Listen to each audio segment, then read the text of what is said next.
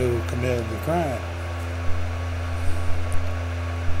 I know of a man who was on death row in Virginia, and I know he was innocent. The reason I knew was I sent him a letter and told him I heard about his case, and I wanted to put his story on my website. The person who told me about his case was a cop who was involved with the case. And so after I wrote the letter, I got an email from the killer warning me to stay out of it. Now, that really didn't bother me that much, but there's a couple of things. The weapon used in the murders belonged to the guy that emailed me. And the prisoner, he told me to back off. He wouldn't help me because, when I let him know about this email, I was trying to find out more about the person that emailed me, and he said, just stay out of it. You'll be in danger if you keep it up. And when he was executed, he picked the electric chair. In Virginia, they had the choice between an electric chair or lethal injection. Electric chair is probably much more painful than lethal injection. But he wanted to make a point about how bad executions were.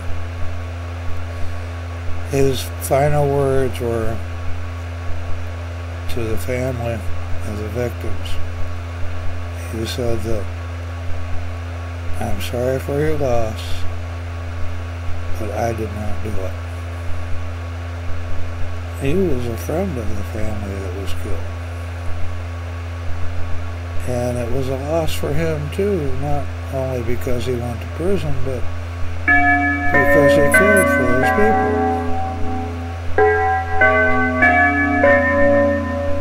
It's 7 o'clock. So, anyway,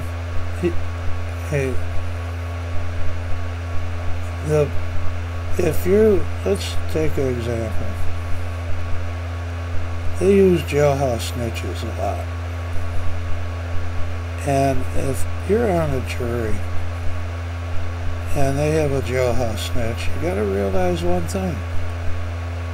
The guy is most likely lying to save his tail.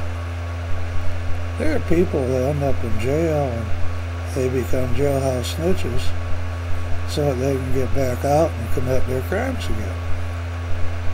They're going to say whatever the prosecutor tells them to say.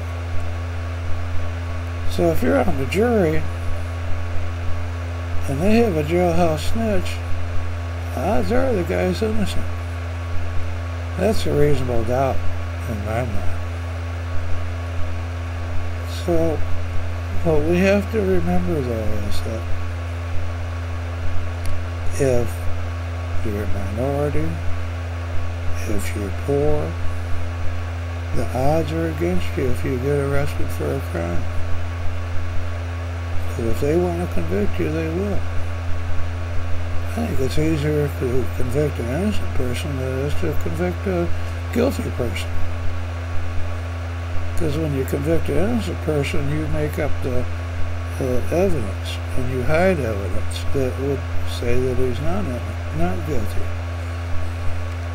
But when you're trying to convict a guilty person, you're trying to use real evidence that may not be there. So, please help me. When the book comes out, read it. Take a look at the websites. And if you go to leegaylord.com, it will lead you to all my websites. which are not only about prisons and the justice system, but also I have one called The Castle Hope for Lost Souls, which is about drug addiction and recovery. Thank you, and have a good day.